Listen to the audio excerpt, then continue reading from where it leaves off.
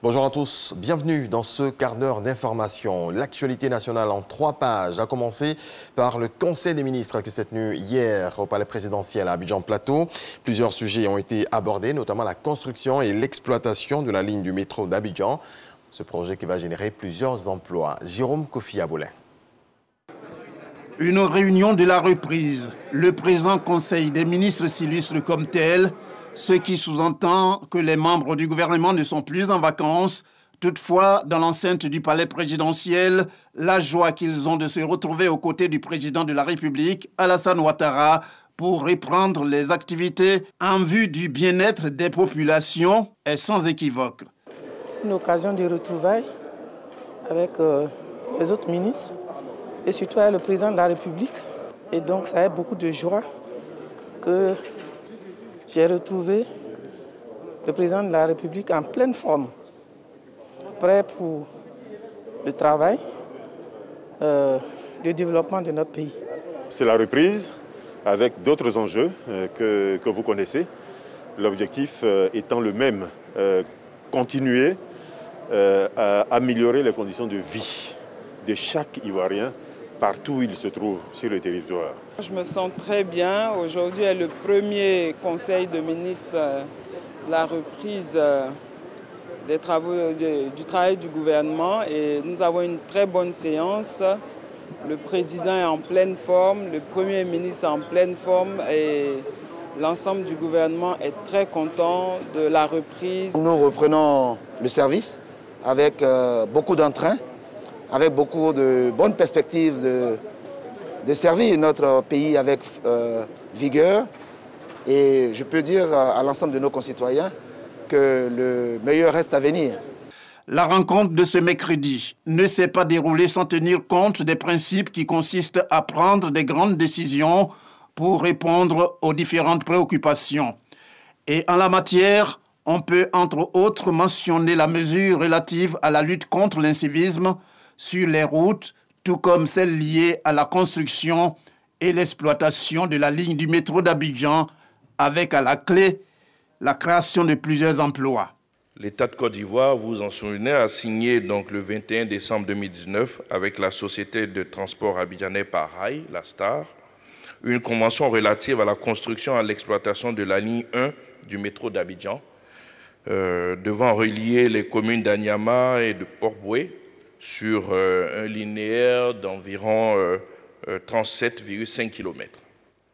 La présente ordonnance vise donc à faciliter la réalisation du projet qui permettra, outre le développement et la modernisation de l'infrastructure des transports à Abidjan, la création de 2000 emplois directs et de 3000 emplois indirects pendant la phase de construction et la création de 1000 emplois en phase d'exploitation. Au titre du ministère des Transports qui, vous le savez, a initié une vaste campagne de lutte contre l'incivisme sur nos routes. Donc, le Conseil a adopté une ordonnance portant donc règles applicables en matière de transport intelligent ainsi que sa loi de ratification.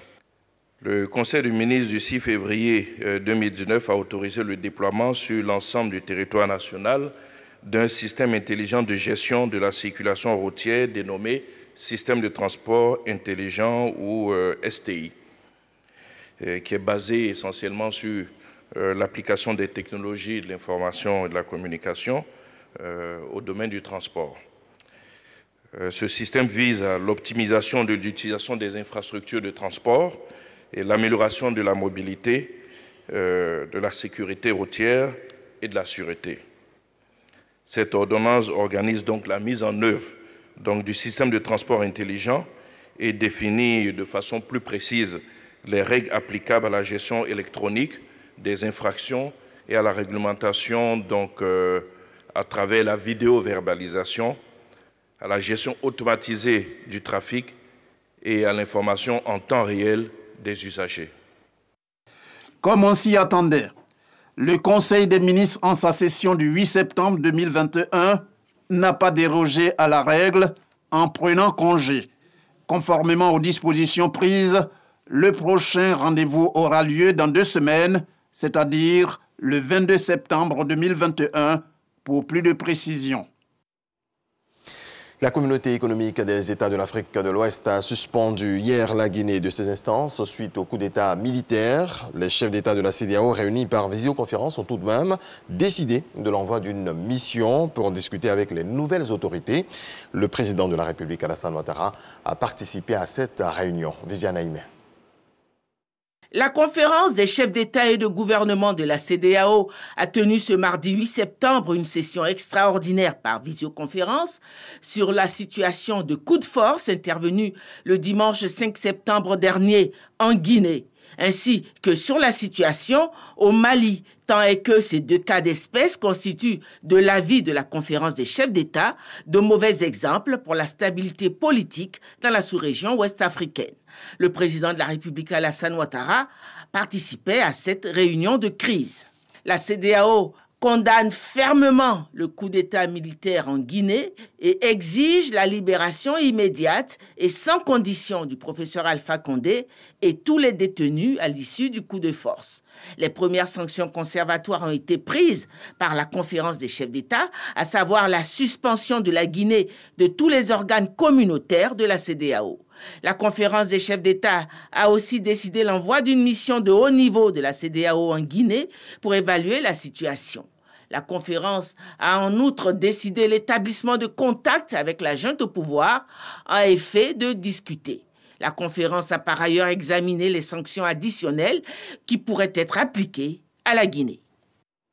Après leur brillante prestation à Kigali au Rwanda et la médaille d'argent obtenue à la suite de l'Afro-Basket 2021, les éléphants sont à Abidjan. Ils ont été reçus par le Premier ministre. Patrick Achi a félicité ces derniers pour avoir rehaussé l'image de la Côte d'Ivoire lors de cette compétition. C'est ce que nous dit Kolo Koulibaly. Les éléphants basketteurs se sont inclinés de justesse d'un tir à 3 points face à la Tunisie et les privant d'un 3e titre continental.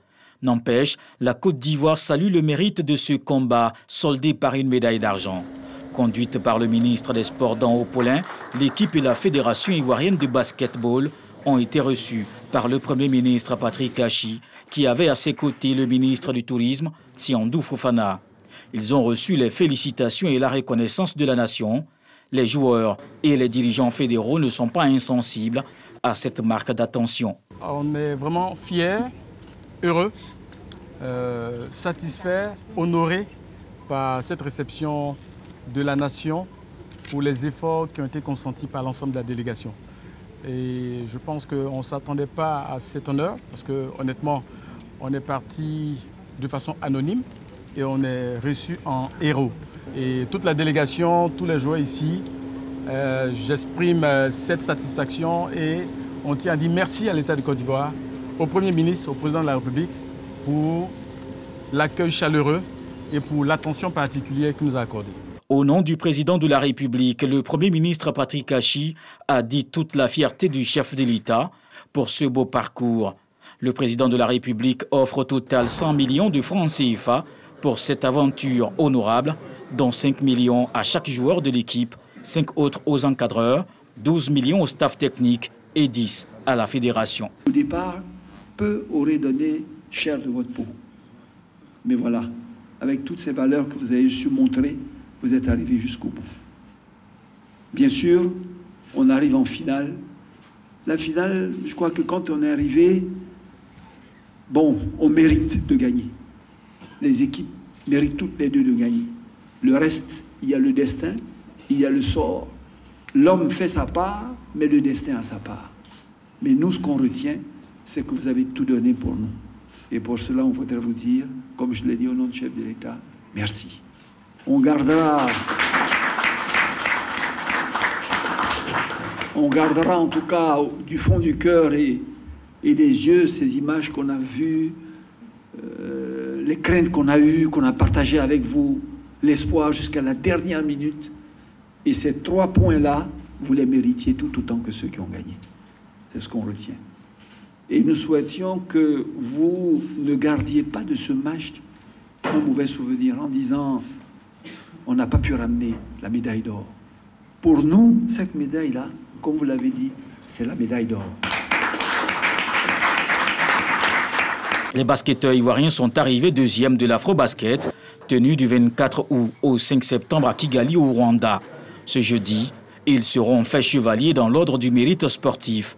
C'est sur ces bonnes nouvelles que le capitaine Stéphane Konaté et ses coéquipiers ont pris congé du Premier ministre, promettant de revenir plus conquérants, notamment à partir de novembre, avec les éliminatoires de la Coupe du monde de basket. Dans le reste de l'actualité au Mali, l'ancien secrétaire général de la présidence, Kalilou Doumbia, a été arrêté par les services de renseignement. Sa disparition suscitait l'inquiétude de ses proches depuis lundi. Selon les informations de nos confrères de RFI, le collaborateur de l'ancien président de la transition, Bandao, serait en fait détenu par la sécurité d'État. Et puis en France, 6 ans après les attaques de Saint-Denis et de Paris qui ont fait 130 morts et plus de 400 blessés, le procès du 13 novembre s'est ouvert ce mercredi 8 septembre 2021 à Paris. Il a été marqué par les premiers mots du seul survivant des commandos. Salah Abdeslam n'a rien perdu de sa détermination. Pour toute réponse sur sa profession, il lance au juge qu'il est un combattant de l'État islamique. Merci à toutes et à tous de nous avoir suivis. Très belle journée à vous. Paix dans vos foyers.